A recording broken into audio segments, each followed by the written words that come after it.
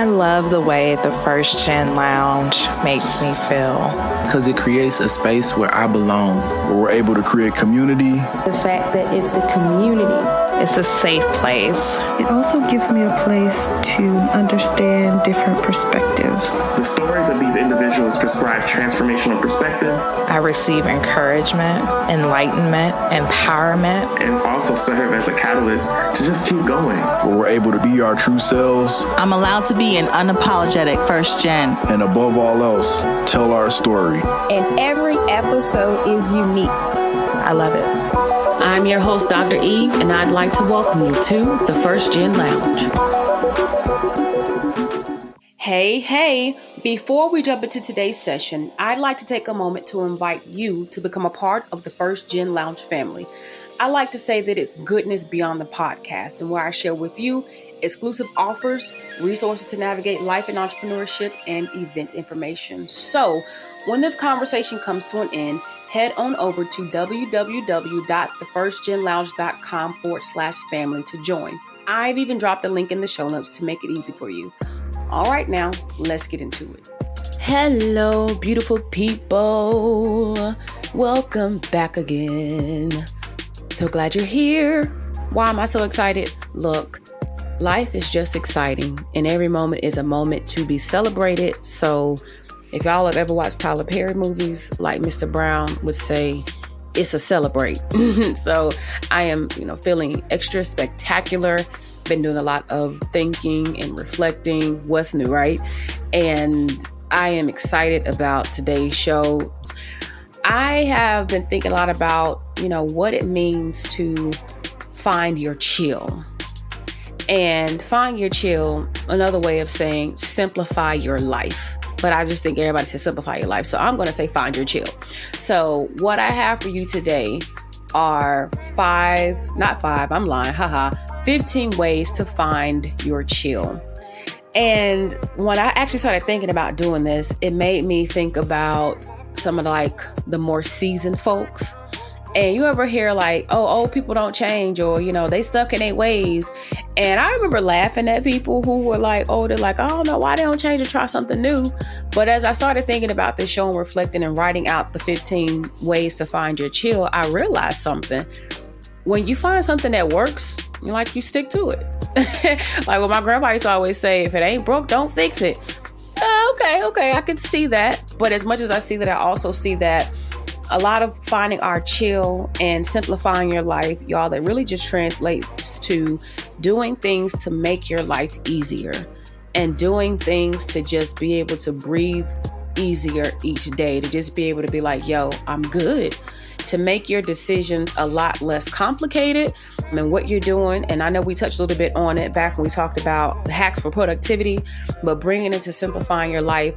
I know that if I had a theme for this year, again, just some reflection, I think my one word would have been simplify. And I didn't even realize that simplify was the word that was going to be the focal point for this year. Although ironically, looking at my vision board and things that I put up there, I had things like, embrace life and chase the dream, but I had peace and peacefulness and declutter. And actually one of those things actually said, get organized, less clutter, more life. And I was like, yo, it's funny how we manifest things, right? So 15 ways to find your chill, aka simplify your life. And I'm just going to tell you 15 things that I have done this year that I found to be tremendous, that have stood out.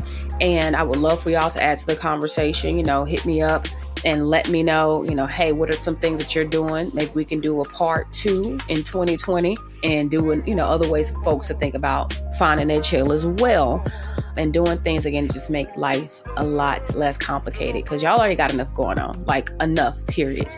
So why do more? Number one, simple meals and drinking water. It's not just helpful at home, but it also comes in handy when you're going out to eat. So then you might be like, well, Eve, is that your secret to how you lost all that weight? Not really, but I guess really. And it's like, well, why didn't you tell us all along? No. For me, it's just keeping it simple. So I may eat the same 2 or 3 meals all week. Chicken, salad, vegetables, hamburgers, Ferrero Rocher, And the Biscoff cookies that, you get on Delta, I like to eat those, but water. But what I was finding, though, was trying to cook all these extravagant meals and doing a bunch of things was really taking up a lot of time when I had material to write, presentations to prepare for, leads to follow up on, just things to do. Cooking was one thing that I was like, I'm just over it. Every now and then, and y'all seen it on Instagram, I like to, throw some of that chicken in the fryer and hook it on up. But really simple meals and drinking water, because I don't have to put a whole lot of thought into what I'm eating. So that's really what it is. And by eating the same things over, when I need something, I'm not having to look for like a special seasoning or whatever else to be able to like make my food good. It's like, oh, croutons, tomatoes, cucumbers, broccoli. I want some cauliflowers. Oh, I'll throw in a couple apples this week. But eating simply actually does a lot. And even like health wise, yeah, it's had its benefits, but I just think that it's been more this year that's been really the focus of simple meals. And then drinking water. Do I drink other things? Yes, I do. But I'm good with water and lemon water, enjoying water. Water is really easy to access. So it's just kind of like, all right, yeah. So number one, simple meals and drinking water. So, and then like I say, when you go out to eat, a lot of times I'll go for the same kind of food as well. And I guess I'm just knowing myself and knowing my preferences, because it makes ordering easy for me. So rather than sitting at the table trying to find something or going through a million things, I'm just like, yeah. So I can try a different kind of salad or a different kind of burger or a different kind of chicken now. And I am definitely a beef eater. Beyond the burger, like steaks, strips, like whatever I love, enjoy. I said I love it. I really enjoy food. So I'm spending a lot of time on number one, but again, just keeping it simple. So even, you can have a variety of things, even different places, but kind of like knowing what you're going for. And every now and then, just like, hey, surprise me, but it is what it is. 2, I have been using one music streaming platform. Oh, how simple, right? Yeah, one music streaming platform. And that is actually Spotify, if you don't know. And I'm not trying to like promote them, but I guess I just did, and I ain't getting paid for it. But anyway, I just found that trying to listen to Apple Music and being on SoundCloud and doing YouTube and doing everything was like the most. So I was like, yeah, when I listen to my music, I'm going to listen to it here. And which is really funny, because sometimes I have friends that want to share music and they'll send me like Apple Music, and I have to go actually type the song in to find it.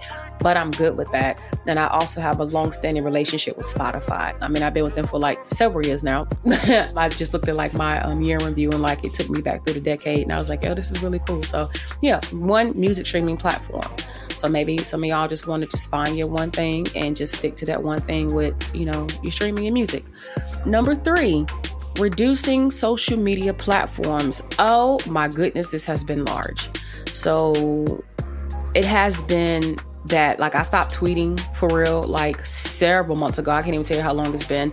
Don't even like log in. I may have logged in once, and I actually needed to get my password. Like I had forgot the password to log in. Trying to do a Pinterest, never tried that. I like to do Pinterest for myself, but never tried to like build an audience on Pinterest. Don't know if I'm missing out, but hey, it's cool. But between LinkedIn, Facebook, and Instagram, decided I'm going to hang out here. But for the month of December, I've only been on LinkedIn. I decided to eliminate Instagram and Facebook. A friend was like, yeah, I'm getting off social media. I may just stay on LinkedIn. I was like, yeah, I'll do it too. Don't even know why I volunteered to do it, but oh my goodness, it has been everything. One, I find LinkedIn to be more positive. I like the resourcefulness of it. I like the networking with LinkedIn as well. And I feel like the news that I see is far less negative. So I'm not also consumed with a lot of clutter and chatter and negativity and meaningless pictures and things. And so by reducing social media platforms and being on just LinkedIn, even over the past couple of weeks, has helped me even on a mental health perspective tremendously, but also allowed me to even get more connected with people around me, because I'm sitting up thinking like, dang, I haven't talked to such and such, I haven't talked to such and such. And it's not like, oh, I saw them post, so I know they're good. Like making the true outreach. So yeah, so one way I'm finding my chill is like, yeah, I just get on LinkedIn, and because I don't even want to be on there all day, then I'm not having to get off of LinkedIn and go jump on Facebook and then go jump on Instagram and do something else. It's like when I'm off LinkedIn, I'm good. Now I have spent more time on Pinterest, to be honest with you, but again, what I'm seeing and what I'm feeding myself, like from that consumer perspective, has been really positive and uplifting. So I am good with it. Number 4, creating a uniform. And I mean, like, what you mean creating a uniform? What you mean? So if y'all haven't noticed this year, and this year of like more than any of the other years, when you typically see me in pictures, especially from speaking engagements, unless I've been somewhere like cold or just somewhere that's just really, the environment is different, I typically have on like almost the same thing. Either a jean jacket, a plain shirt, and some flower pants, or some kind of denim pants, a solid shirt, and a blazer.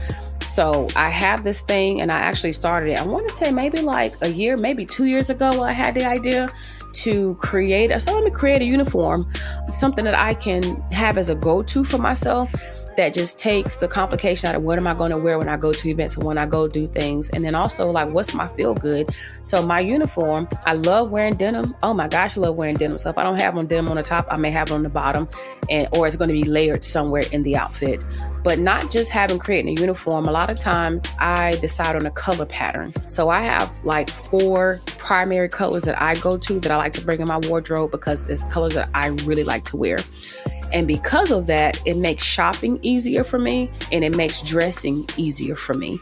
And so again, and now y'all might be noticing like, nah, why she on the same thing? And like, nah, different color pattern pants, floral print pants, or some kind of pants that I'm wearing, and the denim and a solid shirt. I feel like my most authentic, my greatest self in these things, and also wearing my favorite colors makes me feel vibrant. And so for you, another way to find your chill, rather than having to get up in the morning and flip out about what you wear, maybe it'll help you in like saying what's going to be your signature look or your signature wear. So like when you see Eve show up, she's probably going to have on a denim jacket. And I actually own more than one denim jacket. So, and then the ones I wash them. Come on, give me a little credit. So, but then like thinking about things that might make you feel good, I dress to make me feel good. And again, it just makes it so easy. So when I'm going out shopping, I can like literally skim through the pieces and like see the colors I'm looking for and pick those up and try on those few things. So, hey, good with me. I know that I talked about, creating the uniform and that being like something I thought about in 2017, but it's been hardcore this year, y'all. Like when I'm getting ready to pack, I just know what to pull and put in my bag and just keep it moving. So a lot of things, again, I'm reflecting on this year and things that I really like focused on. Let me put it that way. Yeah. So to number five, flying with one airline and staying with one hotel chain. And y'all, there are perks to being loyal. So what that mean? So let me tell you, I did fly on a few different airlines this year. So you're like, well, how's that then like simplifying or, finding your chill? But after having a couple experiences, I was just like, forget it. I'm just going to fly with one. So this is something I really picked up this year. And, I used to have the thing, well, what about the least expensive, or like, finding a better deal and sitting up for hours searching flights and, watching Hopper and Google Flights trying to get the best deal. And I just realized like, to hell with the deal. What about convenience? And if y'all are noticing, a lot of what I'm telling you is about convenience, doing things that are convenient, right?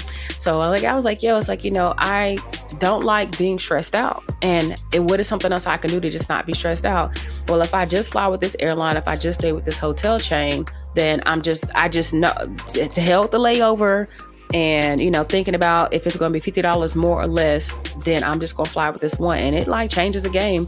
But I also realized that like my status is changing with those airlines as well. Like something like, oh, no brainer. Because back in the day, I was Priceline queen. Okay. And now I was like, oh, but then the perks of being loyal, having status, some even like free breakfast or getting upgrades. And also, honestly, having credit cards associated with those things to help me like build my profile quicker as a traveler is something that's been really helpful. So speakers, take note. So flying with one airline and staying with one hotel chain and put those together. And you can be like, well, do you stay with one gas station too? Nah, I mean, depends on where I'm at, but like for real, nah, not with the gas. So yeah, okay, moving on. Number 6, reducing the amount of bank accounts used and also credit cards that are used. And so you like bank accounts and credit cards. So for some of you, especially those of you who may have different financial systems, I actually started doing a system where I created electronic envelopes. So I have different accounts for different things. And I tried it thinking it would help me better manage my money. But what I learned from me in the spirit of simplicity, that having less means more. I can keep up with things better. And it's like, oh, well, no brainer. Like, I read this book that was very convincing. And it was like, oh, well, this would be really good. But I say, especially for those of you who have multiple accounts or you're even entrepreneurs and you're starting on like a new venture, just remember like less is more. And so by me reducing the amount of bank accounts that I have, I'm just able to keep up and see things better. And I'm a lot less concerned about if I've got this here for this here for this here. It's just like, hey, I know what my budgets are. I have a different way to keep up with my budgets that are still electronic, but not ways that require me to have different bank accounts or like remember different card numbers and figure out this is on this card or this card. So yeah, so reduce your bank accounts and even like reducing the banks that you are banking with. You be like, yeah, because I've had memberships, like every bank and credit union offers something different. So the really big thing here is knowing what's really important to you as a banker or credit unionist. Did I just make that up? Probably did, but it's cool. But so think of what's important to you and aligning yourself with those particular entities or organizations that support your bottom line and support your goal. And again, for me, convenience has been a really big thing, which has actually led me to do more with banks than my credit unions, actually. Although I love the credit union thing and always will. And on the personal side, definitely will continue to be a credit union enthusiast. Banks for like a lot of convenience sake, and again, just being everywhere when I need them and more available was something that was really big to me. So, hey, all good.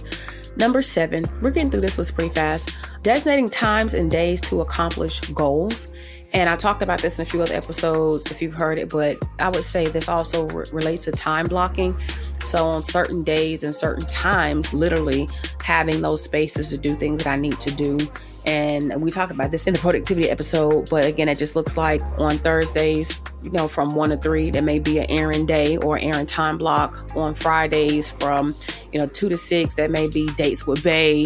On Sunday from 5 to 7, that may be planning, just throwing out ideas. So being able to say, I know on this day I need to get these things done, and these are the times that I have to do them.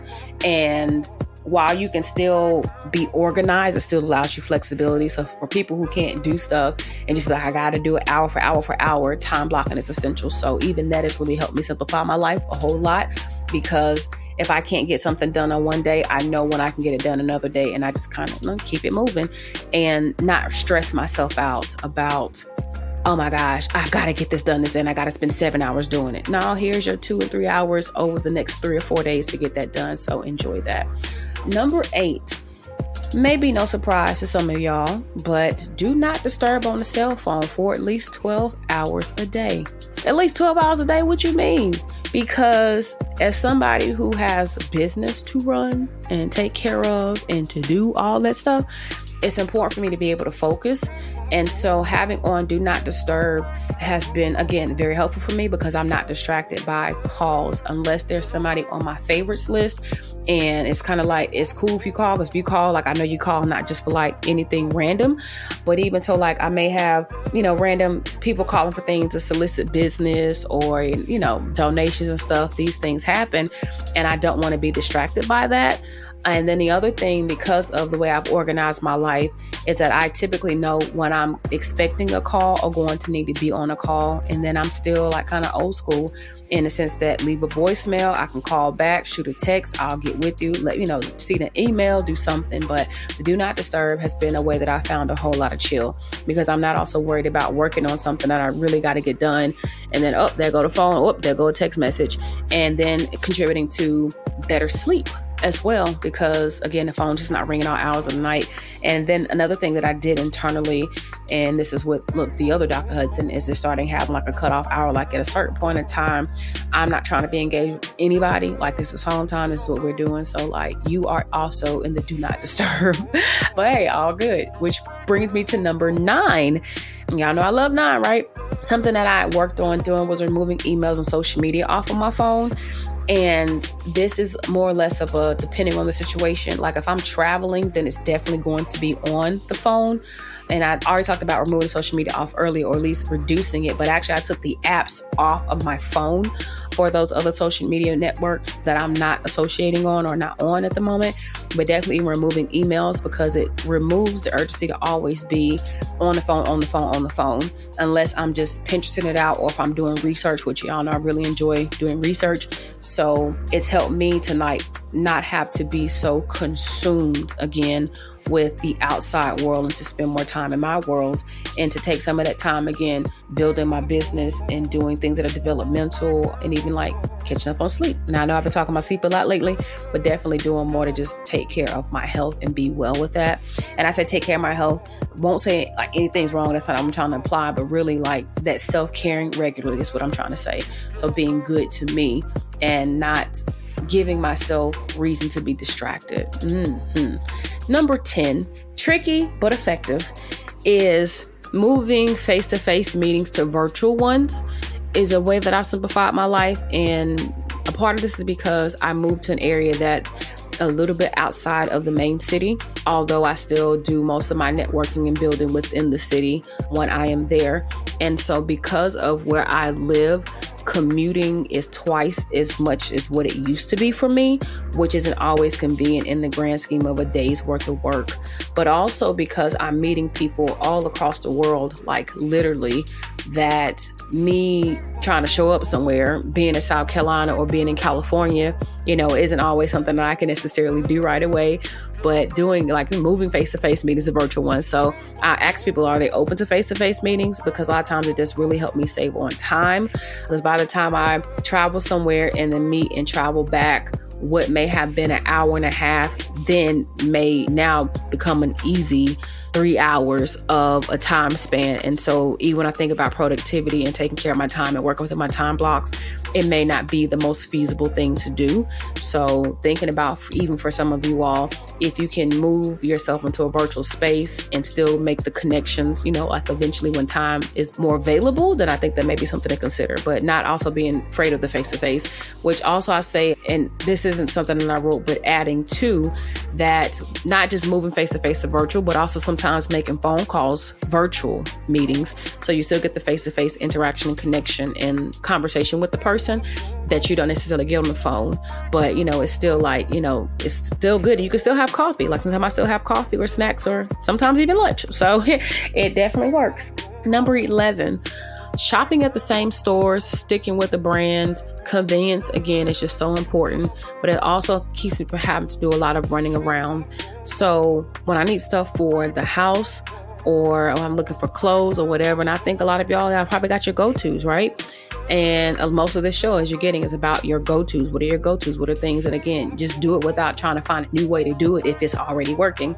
But by going to certain stores to go shop for stuff, even like me choosing to go to the local grocery store rather than going to Walmart, for me, it's like by the time I drive to Walmart and drive back, I probably spent in gas sometimes, so it feels like what I would have spent in savings anyway. So I might as well just go up the street for convenience. But also I really do enjoy now that local feel of going to a place, knowing the people who are working in the store and feeling like I'm really a part of a community. But even when it comes to shopping or looking for anything, again, if it ain't broke, don't fix it. So I find what I'm looking for, and I know that what I'm looking for will be there. It's the value I'm looking for. It's the quality that I'm looking for, keeping it simple. So while there always be people who and people and things and businesses that can present to you new options, if something is working for you, cool to stick with that. If you find something that works better, it's cool to do that too. But I know when I'm running my errands, where I'm going and what I need, and it just makes the travel and the experience just different. Good, better, best. Hey. Number 12, only going places and doing things that I really want to do. Showing up my best self is important no matter the space that I'm in. And so another way to find your chill, because it's stressful to go somewhere and do something that you don't really want to do. It's stressful to really have to go the double extra mile. And I say only that I really want to do. I even the really want to do scale on a 1 to 10, it may be do I really want to do this? Maybe it's a 6 or 7. So I'm going to do it. Maybe it's not a 10, but I'm saying that to say that, just throughout the year. And again, I was writing these notes the other day, and this is one of the first ones that came up.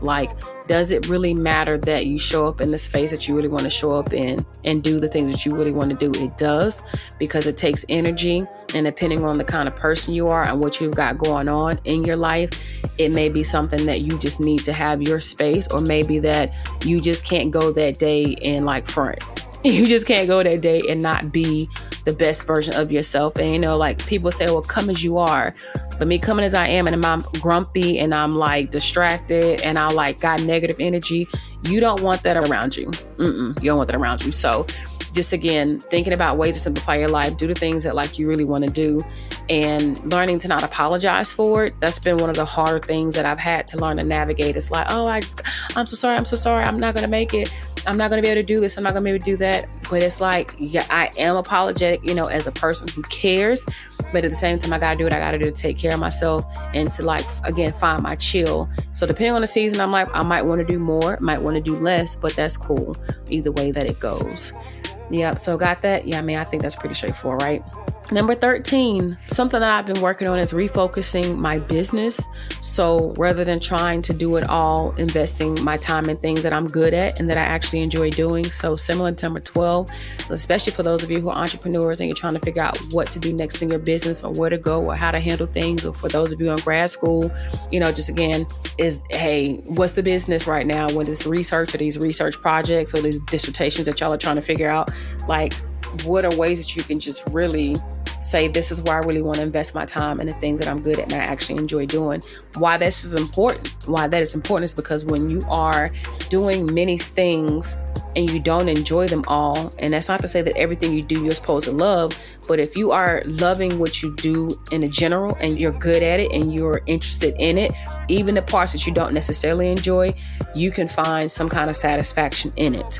Proving that to be true, because while I may not necessarily be the most excited about administrative work, because I enjoy educating and teaching and being with people, I enjoy the administrative work that I actually do for my business because of the learning, because of the growth that I'm seeing, because of what I'm able to teach others and what I'm doing as well, and because of what the administrative work allows for me to do in the grand scheme of things. So again, reframing your mind about things, but refocusing your business. So if some of you are like trying to push new products or new services and so that you can have a lot to offer, it may be that you just need to offer less and focus on doing those few things really well and really developing them and just watching them flourish. And I don't think that me saying that is anything new to some of you, but I absolutely think that just the concept of it's okay to do less is something that we have to embrace more. And especially as those of us who are first gen, we don't have to prove a lot to folks. We think that we do because we're first gen and because we come from often humble beginnings, but focus and show up and be great at what you do and just really embrace that. So undergraduate, grad, entrepreneur, professional, whoever you are, hold on to that piece of thought. Yeah. Number 14, as we are rolling through these 15 ways to find your chill. 14 is, I kicked rocks to the planners, y'all. Yes. After all these years, I have let the planner go. What you mean that you let the planner go? So I have never actually been able to complete a planner. I have always driven myself nuts with trying to do all this research and trying to spend all this money. I actually haven't spent all this money trying to get organized. So recently I had literally asked myself, what works for you? What is it that when it comes to planning is your thing? Because how many times I've gotten a planner for school and I was like, August was used, September was, used a little bit. October was okay. Nothing. November, December was totally blank. January, I thought I was doing a little something. February, scattered. Nothing. March, April, May. And this cycle is continuing and continuing. So I was like, I buy them because they pretty, they feel good. Exactly. So I did notice, and it was just being more mindful of who I am and paying attention, that I really love desk calendars and hardcover journals. I tend to always use those. I love writing on them. I love the visuals. I like doing to-do lists. And so it is with that I'm just like, if I'm using both of these things front to back, then I just need to just get these journals and use as wall calendars and organize that way and keep appointments in my phone and finding my new way to get myself organized. So something as simple as kicking rocks to planners has absolutely helped me simplify my life, because I'm also not carrying around something that I don't need. And what's even funnier is as a student, I love the idea of a planner, but I realized when I was an undergrad, I didn't even use a planner. I would just write my notes down in a little journal or a composition book, and was very well organized even with my dates. And I was like, so really I hadn't changed. I just tried something new and tried to make it work, and it ain't work for me. And then the other thing is, if I need something adjustable, so if I need a different monthly calendar or a weekly something, I can always just print that. So I'd rather just print it and have it temporarily and adjust for what I need than to have a whole planner that I spent I'm about to shame to say this, about $20 on. I think some of y'all probably done worse. Okay, so never mind then. I ain't do too bad. So spending, money on these planners, and I'm like, they are so pretty, but I'm not using them because they weren't flexible or really what I needed. So hey, it is what it is. So number 15 on the list of things to do to find your chill. As I found my chill, put myself first. I started to place more emphasis on the most important relationship in my life, and that is the one that I have with me. I was actually talking to a friend recently about this, but I stopped thinking that my peace had to be contingent on the peace of everyone and everything around me. And I started to think, what does it feel like to just be good within? And not just because I delivered on others' expectations of me, and I needed to stop feeling bad about wanting to feel good internally. So when I think about finding my chill, and I think this is the big one, and putting myself first, it all goes back to thinking about all the things that'll just make my life easier. So simplifying your life, finding your chill, thinking about who you are, what's good for you, what's healthy for you, what's balanced for you, and executing on those things. And by putting myself first, what I'm finding is, what you will find in any decisions that you're making when you're thinking about taking care of you and putting yourself first isn't necessarily a bad thing. And I say isn't necessarily, it's really not a bad thing. If you can't take care of you the way you need to take care of you, be less stressed out, be feeling good, all those things that you won't be, you can't be good for anybody else or anything else for that matter. So learning how to reduce stressors, learning how to make decisions easier, even if that meant I'm eating the same thing, but we don't have a variety of things to eat in the house. I'm like, well, at least I'm not stressed out about it.